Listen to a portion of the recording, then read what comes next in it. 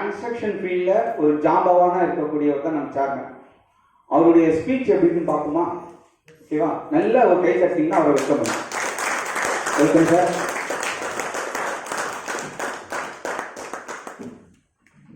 எல்லோருக்கும் மாலை வணக்கம். என்னோட பேர் ரவி. சொன்னாங்க இந்த கம்பெனி பற்றி நம்ம ஓனர் டைரக்டர் எல்லாமே சொன்னார். எல்லா விஷயமும் தெரிஞ்சிட்டு இருக்கீங்க.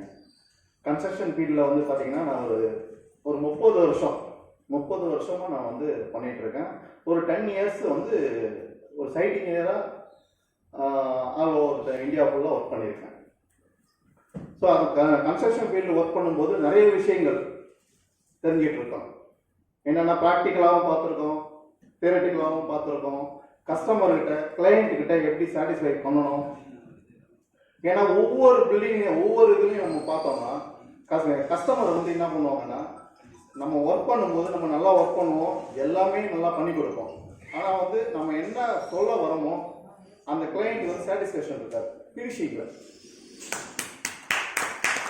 நம்ம நல்லா பண்ணுவோம். ஏன்னா சிவில் ஃபீல்டில் வந்து பார்த்தீங்கன்னா 100%. ஏன்னா எங்களது பார்த்தீங்கன்னா நாங்கள் கட்டுறது வந்து நிமிர்ந்து பார்த்தா அந்த சீலிங் வந்து ஒரு நம்பிக்கையாக கட்டினாரு. தூங்கும் போது தெரியும். அந்த நம்பிக்கையை உருவாக்கக்கூடிய ஒரே ஒரு பொறுப்பு வந்து அந்த சிவில் இன்ஜினியருக்கு உண்டு. அது சிவில் இன்ஜினியர் ஆகட்டும், மேஸ்திரி ஆகட்டும், எல்லாருமே வந்து அது மாதிரி பண்ணுறது தான். ஸோ அந்த குறைபாடுகள்லாம் இல்லாமல் நாங்கள் ஓடாக பண்ணும்போது கன்ஸ்ட்ரக்ஷன் கான்ட்ராக்ட் எடுக்கும்போது நான் ஒரு புக்கு கொடுப்பேன். ஏஜிஆர் கன்ஸ்ட்ரக்ஷன் சார்பாக ஒரு புக்கு கொடுப்பேன். ஒர்க்கு எடுக்கும்போது என்ன புக்குன்னா, அந்த புக்கை பார்த்தோன்னே மறைச்சிடுவாங்க. இதே இவ்வளோ பெரிய புக்கு எதுக்காக கொடுக்குறீங்க? இது பெரிய கம்பெனியா, பெரிய கார்பரேட் கம்பெனியா, ரேட்டு ஜாஸ்தி போடுவாரோ, நல்லா கட்ட மாட்டாரோ, இவர்கிட்ட நம்ம கேள்வி கேட்கலாமோ அப்படின்னு நினைப்பாங்க. அந்த புக்கு வந்து நான் என்ன பண்ண போறேன், எந்த பிளான்ல வீடு கட்ட போறேன், என்னென்ன பில்டிங்ல என்னென்ன மெட்டீரியல் போட போறேன், என்ன ஃபவுண்டேஷன் பண்ண போறேன், என்ன ஸ்டீல் போட போறேன், என்ன உட்டு போட போறேன், என்ன டைல்ஸ் போட போறேன், என்ன பெயிண்டிங் பண்ண போறேன், இப்படி எல்லாமே டோட்டலா எல்லாமே ரைட்டிங்ல கொடுத்துருவேன். பினிஷிங்ல வந்து எந்த ஒரு இஷ்டம் இருக்கக்கூடாது. எக்ஸாம்பிள் நான் ஒரு 50 ரூபா டைல்ஸ் நான் போடுறேன்னா அவர் வந்து 70 ரூபாய்க்கு நல்லா இருக்குன்னு சொன்னார்னா அந்த 20 ரூபா மட்டும் கொடுத்தா போதும். நான் எதுவுமே போடல, நான் கட்டி கொடுத்துறேன் அப்படின்னா நான் 50 ரூபா இல்லைங்க 70 ரூபாய்க்கு போடுறேன்னா இல்லை இவர் ஏமாத்துறாரு, இவர் என்ன ஏமாத்துறாரு அப்படின்னு கடைசியில் அந்த இச்சு வரக்கூடாதுன்றதுக்காக ஒரு புத்தகத்தை கொடுப்பேன். அந்த புத்தகத்தை நல்லா படிச்சு பாருங்க. அதுக்கப்புறம் எனக்கு வேலை கொடுங்க. நான் பெரிய ஆள் கிடையாது. உங்க வீடு கட்டுற நான் உங்களுக்கு வேலை செய்யற ஒரு வேலையாள், அவ்வளவுதான். இப்படிதான் என்னோட லைஃப் ஆரம்பிச்சேன். இப்போ இன்னைக்கும் என்கிட்ட வந்து ஒரு தடவை வேலை கொடுக்குறது கஷ்டம். ஏன்னா என்னை யாருன்னு உங்களுக்கு தெரியாது. நம்ம ரெஜிஸ்டர் கான்ட்ராக்டர் கிடையாது. என்னை யாருன்னு அவங்களுக்கு தெரியாது. ஒரு வேலை கொடுத்து அந்த வேலையை நான் சரியா பண்ணி கொடுத்த பிறகுதான் அவங்களுக்கு என்னோட திறமை மேல நம்பிக்கை வரும். அது வரைக்கும் வராது. அந்த நம்பிக்கையை உருவாக்க முடியாது. நம்ம செஞ்சு கொடுக்குற வேலையில மட்டும்தான் அந்த நம்பிக்கை வரும். ஆனா ஒரு தடவை நான் செஞ்சுட்டேன்னா அதுக்கப்புறம் எப்போ அவங்க வீடு கட்டணும்னு நினைச்சாலும், அவங்க ரிலேஷன்ஸ் யார் கட்டணும்னு நினைச்சாலும் என்கிட்ட தான் அந்த ஒர்க் வரும். என்னை விட்டு போகாது.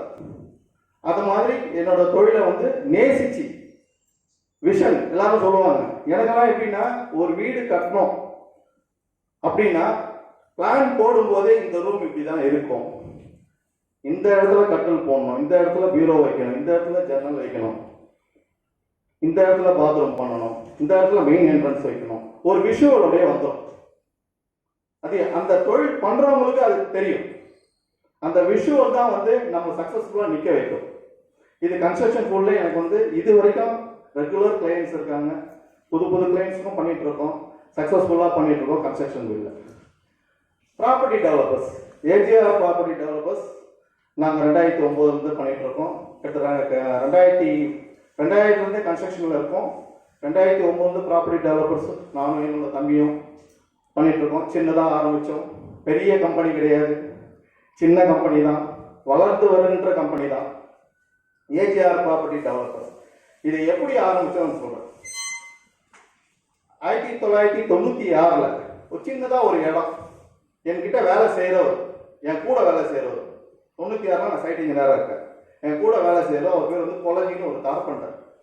அவர் வந்து என்கிட்ட வந்து கேட்டார், சார் இது மாதிரி எங்கள் வீட்டு பக்கத்தில் ஒரு இடம் இருக்குது, லேஅவுட் மாதிரி போடுறாங்க, நீங்கள் வாங்குங்க சார் அப்படின்னு. அப்போல்லாம் எனக்கு இதில் அனுபவம் கிடையாது. நம்ம பில்டிங்காக ஒரு ஊராக சுற்றிட்டு இருக்கோம், ப்ராஜெக்ட் பண்ணிட்டு இருக்கோம். சைட் இன்ஜினியர்லாம் ஃபுல்லாக நிற்கணும். அது ஒர்க் பண்ணுறவங்க தெரியும், சாருக்கு தெரியும். சைட் இன்ஜினியர்லாம் கூடவே நிற்கணும். 50 பேர் வேலை செய்யறேன்னா 50 பேர் கூடவே நிற்கணும். காலையிலேருந்து சாயங்காலம் வரைக்கும் 9 மணிக்கு வேலை பண்ணால் 9 மணிக்கு நிற்கணும். நின்னாதான் அந்த வேலையை வந்து கரெக்டாக பண்ண முடியும். ஒருத்தர் தப்பு பண்ண கூட கான்ட்ராக்டர் தப்புன்னுவாங்க, இன்ஜினியர் சரியில்லைன்னு. ஒரு படியில் ஏறும்போது தத்துனா எந்த மேஸ்திரியா கட்டலான்னு, எந்த இன்ஜினியராக கட்டலான்னு நானே சொல்லுவேன். எப்படிதான் உள்ள போய் பில்டிங் கட்டிக்கலாம் படி தருகுது அப்படின்னு. அது மாதிரி இதுல வந்து பாத்தீங்கன்னா எனக்கு வந்து அந்த ப்ராஜெக்ட் வந்து மதுரவாயில் ஒரு இடத்துல வந்து அவர் வந்து சொன்னார். இப்போ வந்து ஏஜிஎஸ் மதுரவாயில் ஏஜிஎஸ்ன்னு இருக்கு, அந்த ரோட்ல அது எதிரில் ஒரு இடம் அவர் வந்து சொன்னாரு. அவர் வந்து ரூம் எடுத்து தங்கியிருக்காரு. அப்போ சரி இது மாதிரி ஒரு இடம் இருக்கு, வாங்குங்க வாங்கன்னு ஒரு மாசமா எனக்கு தொந்தரவு பண்ணாரு. ஏன்னா அப்போல்லாம் லேண்ட்ல இன்ட்ரெஸ்ட் கிடையாது, ஒன்றும் கிடையாது. என்னடா இது சொல்றாரு. ஒரு தடவை வீட்டுக்கே வந்துட்டாரு. வீட்டுக்கு வந்து என் ஒய்ஃப் எதிரில் வந்துட்டு இது மாதிரி பேசிட்டு இருக்காரு. அப்போ என் ஒய்ஃப் சொன்னாங்க, ஏப்பா போய் தான் பாருப்பா ஒரு தடவை, என்னமோ சொல்றாருல்ல அப்படின்னு. சரி போய் தான் பார்ப்போம்னு போய் பார்த்தேன். 30க்கு 60 இடம், 1800 ஸ்கொயர் ஃபீட்டு. அன்னைக்கு ரேட்டில் 70,000 ரூபாய் சொன்னாரு.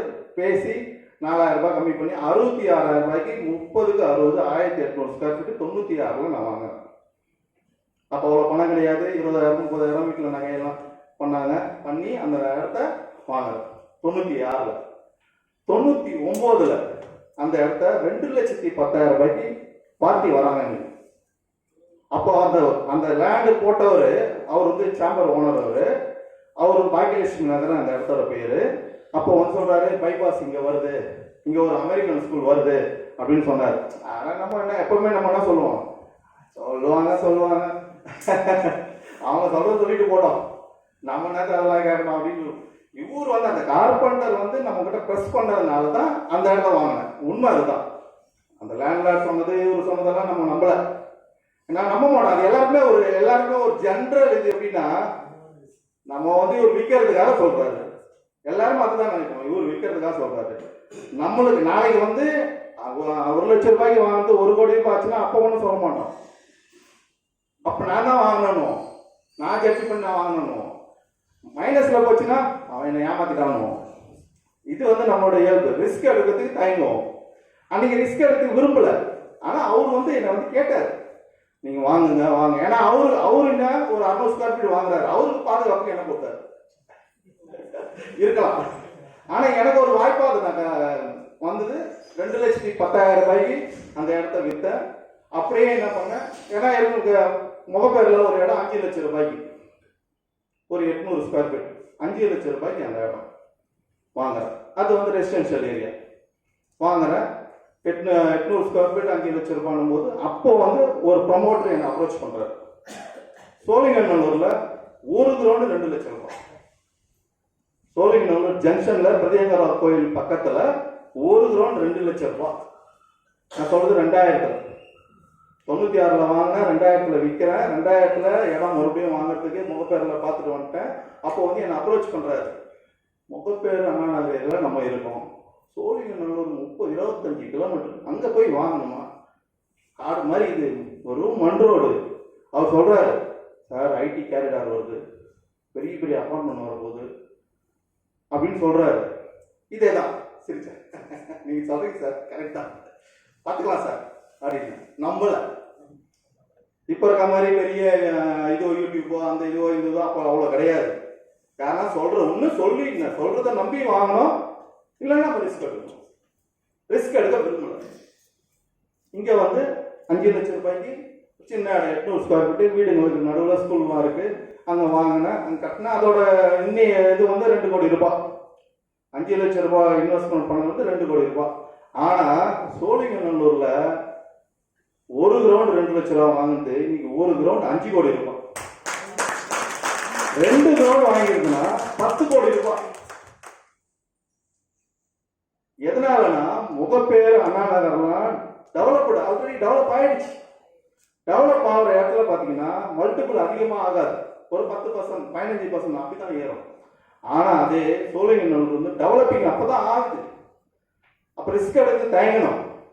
அன்னைக்கு தயங்காம இருந்தோமா இன்னைக்கு ஒரு 10 கோடி கிடைச்சிருக்கும்.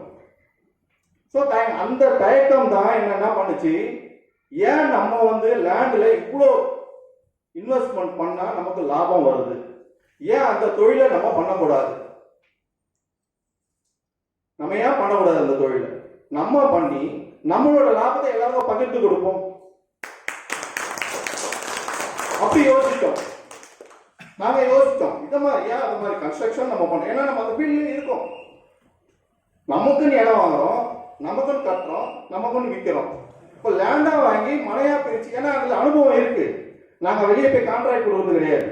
ஒரு லேண்ட் வாங்கணும்னா எங்களுக்கு சொந்தமா வாங்குறது, நாங்களே லீகல் பார்ப்போம், நாங்களே எல்லாமே டாக்குமெண்ட் பண்ணுவோம், லே அவுட்டை நாங்களே பிரிப்போம், எல்லாமே எங்ககிட்ட இருக்கிறதுனால நாங்க வெளியே போகணும் அவசியம் இல்லை. டிசைனிங் செக்ஷன் வச்சிருக்கோம், எல்லாமே நாங்களே பண்றதுனால மற்றவங்களுக்கு எந்த அந்த லாபத்தை வந்து நாங்கள் என்ன பண்ணலாம், எல்லாருக்கும் பகிர்ந்து கொடுக்கலாமே அப்படின்றத யோசிச்சது தான் இந்த ஏஜிஆர் கன்ஸ்ட்ரக்ஷன், அப்புறம் ஏஜிஆர் ப்ராப்பர்ட்டி டெவலப்பர்ஸ் நாங்கள் ஆரம்பிச்சு இன்னைக்கு 15 வருஷமா சக்சஸ்ஃபுல்லா பண்ணிட்டு இருக்கோம். அது இல்லாம நெட் கேஷ் பாலாஜி சார் சொன்னார், பவுண்டர் சொன்னாரு, நெட் கேஷ் சொன்னாரு, 50% சொன்னாரு, இஎம்ஐ தவணையில கொடுக்குறேன்னு சொன்னாரு. இதெல்லாம் பண்ணியும் மக்களால வாங்க முடியல. அதற்காக கொண்டு வந்த திட்டம் தான் ஈஸ் மை லேண்ட். எல்லோரும் எளிமையான மொழி, எல்லா தரப்பு மக்கள், மிடில் கிளாஸ், அப்பர் கிளாஸ் எல்லாருமே வாங்கணும், லோ மிடில் கிளாஸ் எல்லாருமே வாங்கணும்ன்றது காரணம் ஒருக்காக தான் ஈஸ் மை லேண்ட்னு ஒரு திட்டத்தை கொண்டு வந்திருக்கோம். அது எல்லாருக்குமே ஒரு பயனளிக்கக்கூடிய திட்டம். அது இல்லாமல் அதில் ஒரு பெரிய பிஸ்னஸ் ஆஃபரும் இருக்கு, அது ஃபவுண்டர் டைரக்டர் சொல்லுவார். அது எல்லாருமே பயன்படுத்திட்டு, பெரிய கம்பெனி இல்லை, அது சின்ன கம்பெனி, வளர்ந்து வருகின்ற company. AGR property developers, AGR குரூப்ன்றது வளர்ந்து வருகின்ற கம்பெனி. எப்பவுமே பார்த்தீங்கன்னா பெரிய வளர்ந்த கம்பெனியில் நம்ம போனோம்னா அவன் ஏற்கனவே லாபம் கோடிக்கணக்கில் சம்பாதிச்சிருப்பான். நீங்களாம் ஒரு கஸ்டமர், எங்களுக்கு வந்து ஒன் ஆஃப் த கஸ்டமர். அவங்க ஒரு கஸ்டமர் தான் போதும், நீ வாங்கயா ஓகே விடு, நீ வாங்கயா ஓகே விடு. எங்களுக்கு அப்படி இல்லை, இவர் வந்துட்டாரா இவர் வாங்கணும், இவருக்கு என்ன வேணும் 100% கொடு, 50% கொடு, இல்லை இஎம்ஐல கொடு, அப்பயும் இல்லையா மாசம் மாசம் இல்லை இஎம்ஐல கட்டு, ஏதாவது ஒரு விதத்துல நீங்க வாங்கணும். ஏன்னா எங்களுக்கு அன்னைக்கு சொல்றதுக்கு ஆள் இல்லை. அன்னைக்கு வந்து அந்த ப்ரமோட்டர் இல்லாம உங்களை மாதிரியோ அவங்கள மாதிரியோ அண்ணா ஒருத்தர் சார் நீங்க வாங்குங்க கண்டிப்பா இதுல சக்சஸ் கிடைக்கும் அப்படின்னு என்னை வந்து அடிச்சு கூட சொல்லிருக்கலாம். சொல்லல, என்ன ஓன் ரிஸ்க்ல விட்டாங்க. அந்த வயசு எனக்கு 34 வயசு, பயம், அந்த பயத்தை வெல்ல முடியல. அந்த பயத்தை வெல்றதுக்காக தான் எல்லாரும் சக்சஸ்ஃபுல்லா பண்ணணும். எல்லாருக்குமே வீட்டுக்கு ஒரு சிலிண்டர் இருக்க மாதிரி வீட்டுக்கு ஒரு பிளாட் இருக்கணும். அது இருந்தாலும் நம்மளால ஜெயிக்க முடியும். அதுதான் ஒவ்வொருத்தரும் நான் சொல்றது. அதுதான் உங்களால முடிஞ்சது 3000 ரூபாய் தைரியமா கட்டுங்க, இந்த கம்பெனியை நம்பி கட்டுங்க. ஏஜிஆர் சின்ன கம்பெனி தான், எப்பவும் சொல்றேன். பெரிய கம்பெனி சொல்லிட்டு எவ்வளவு பேர் பண்றாங்க. சின்ன கம்பெனி தான், வளர்ந்து வர்ற கம்பெனி தான், ஆனா நம்பிக்கையான கம்பெனி. எங்களோட சொந்த முயற்சி இல்லை. எங்களோட குடும்பம் பெரிய பரம்பரையான பணக்கார குடும்பம்லாம் கிடையாது. எங்க அப்பா ஒரு டிடிசி டிரைவர், அவரும் வளர்ந்து விட்டது தான். 4 பசங்க, ஒரு அக்கா, ஒரு தம்பி, நானே, என்னோட தம்பி, என்னோட தங்கச்சி, எல்லாருமே நல்லா இருக்கும். யாருக்குமே கடன்றது கிடையாது. கடவுள் புண்ணியத்துல எல்லாருமே நல்லா இருக்கும்ன்றதுனால இந்த கம்பெனி சக்சஸ்ஃபுல்லா பண்ணோம். எல்லாருக்கும் நம்பிக்கையான முறையில அவர்களுக்கு உரிய இடத்தை நாங்க கொடுப்போம். நம்பிக்கையோட எங்க கூட பயணிங்க, எல்லாரும் ஜெயிப்போம், எல்லாரும் சக்சஸ்ஃபுல்லா இருப்போம். நன்றி.